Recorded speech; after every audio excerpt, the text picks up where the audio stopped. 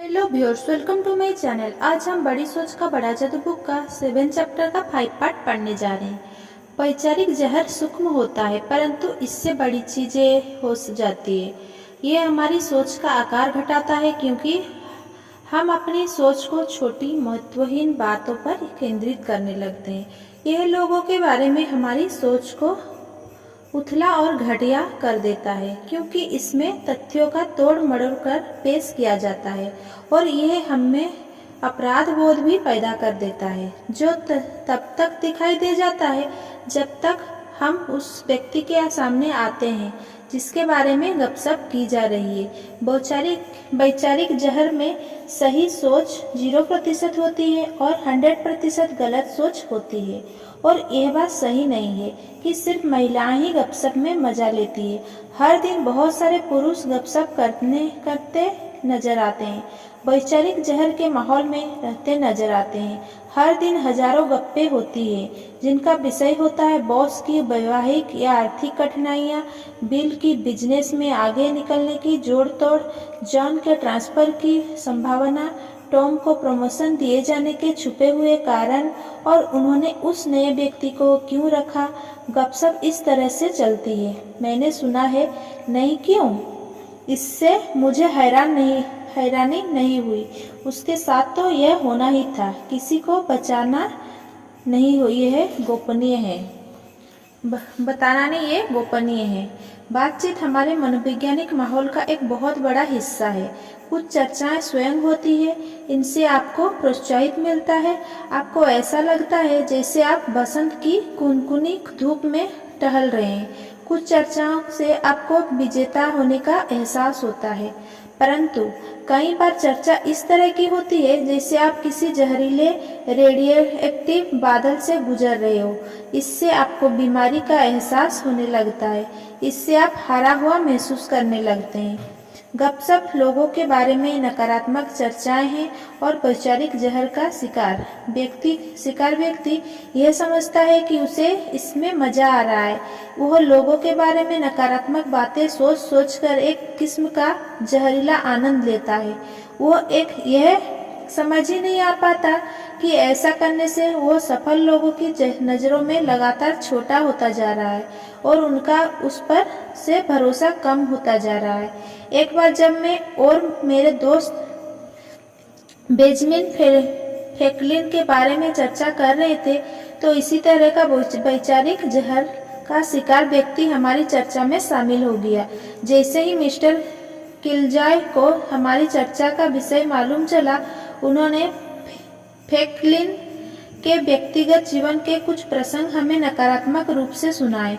शायद यह सच है कि फ्रैंकलिन का व्यक्तिगत जीवन पाक साफ नहीं रहा हो, परंतु मुद्दे की बात यह थी कि हम लोग बेंजामिन फ्रैंकलिन के व्यक्तिगत जीवन पर बात नहीं कर रहे थे और मुझे खुशी हुई कि हम लोग अपने किसी परिचित व्यक्ति के बारे में चर्चा नहीं कर रहे थे। लोगों के बारे में बोले, हाँ, परंतु सकारात्मक पहलू से। एक बात अच्छे से समझ ले, हर तरह की चर्चा गपशप नहीं होती। कई बार इधर उधर की चर्चा, हंसी मजाक, हल्का फुल्का मनोरंजन जरूरी होता है। उससे दिमाग तरोताजा होता है, परंतु शर्त यह है कि यह रचनात्मक होनी चाहिए। आप इस टेस्ट में यह जान सकते हैं कि आप कितना गपियाते हैं या गप में मजा कितना लेते हैं या रुचि लेते हैं। पहला, क्या मैं दूसरों के बारे में अफवाह फैलाता हूँ? दूसरा, क्या मैं दूसरों के बारे में अच्छी बातें कहता हूँ? तीसरा, क्या मुझे स्कैंडल सुनना अच्छा लगता है? चौथा, क्या मैं केवल तथ्यों के आधार पर ही किसी का मूल्यांकन करता हूँ? पांचवा, क्या मैं दूसरों को इस बात के लिए प्रोत्साहित करता हूँ कि वे मुझे अफवाहें सुनाएं? छठा, क्या मैं अपनी चर्चा को इस बात से शुरू करता हूँ, देखना किसी से कहना नहीं? सातवां, क्या मैं गोपनीय जानकारी को पूरी तरह गोपनीय रखता हूँ? आठवां, क्या मैं दूसरों के बारे में बोलते समय अपराध बोध से ग्रस्त रहता हूँ? सही जवाब क्या है, ये बताने की जरूरत नहीं है। इस बारे में 1 मिनट सोचे। कुल्हाड़ी उठाकर अपने पड़ोसी का फर्नीचर तोड़ देने से आपका फर्नीचर बेहतर नहीं दिखने लगता। इसी तरह दूसरे व्यक्ति पर शब्दों का कुल्हाड़ी या हथगोल चलाने से आप बेहतर इंसान नहीं बन जाते। हमेशा फर्स्ट क्लास बने रहें। अपने हर काम में इस नियम का पालन करें। सामान या सेवाएं खरीदने में भी एक बार फर्स्ट क्लास सोच की सफलता साबित करने के लिए मैंने एक ट्रेनी समूह से पूछा कि वे मुझे अपने जीवन की कुछ ऐसी घटनाएं सुनाएं जब उन्होंने चवन्नी बचाकर अठन्नी का नुकसान कर लिया हो। यहाँ पर कुछ उदाहरण दिए जा रहे हैं। मैंने फुटपाथ से एक सस्ता सा सूट खरीद लिया। मैंने सोचा कि यह बढ़िया सौदा था, परंतु सूट खराब निकला। मेरी कार में रिपेयरिंग होनी थी। मैं इसे एक सस्ते से गैरेज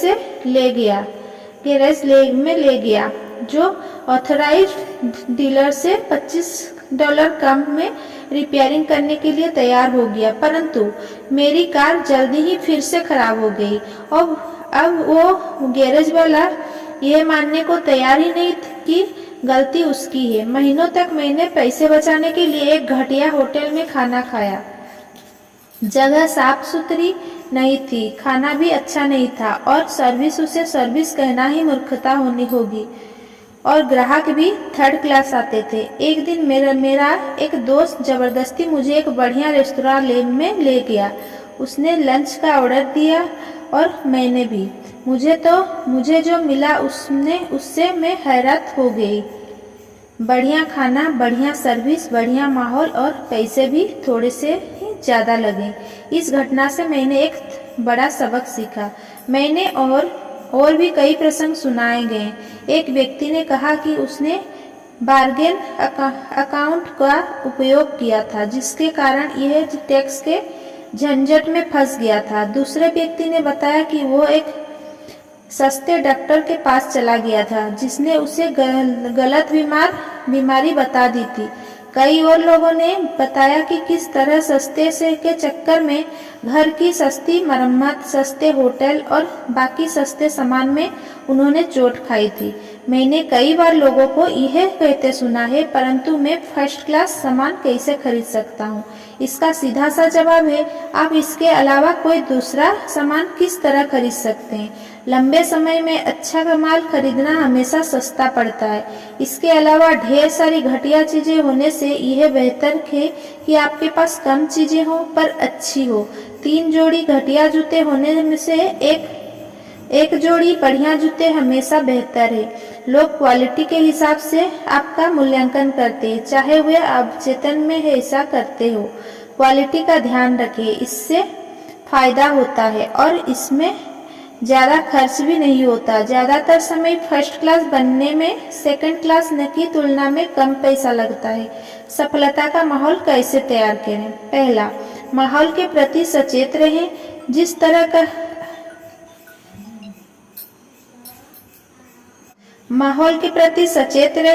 जिस तरह अच्छा भोजन शरीर के शक्ति देता है, उसी तरह अच्छे विचार आपके मस्तिष्क को शक्ति देती है। दूसरा, अपने माहौल को अपना सहयोगी बनाएं, अपना विरोधी नहीं। दमनकारी शक्तियों, नकारात्मक लोगों, आप ऐसा नहीं कर सकते कहने वाले लोगों को अपना हौसला पस्त ना करने दें। तीसरा, छोटी सोच वाले लोगों के चक्कर में ना आए।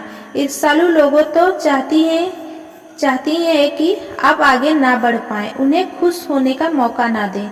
चौथा, सफल लोगों से सलाह लें, आपका भविष्य महत्वपूर्ण है। फकटिया सलाहकारों से सलाह लेने का जोखिम ना लें, क्योंकि अक्सर यह देखा गया है कि असफल लोग ही फकटिया सलाहकार होते हैं। पांचवा, बहुत सी मनोवैज्ञानिक ऊर्जा हासिल करें, नए समूहों में आया जाया करें, करने के लिए नए और प्रेरक काम खोजें।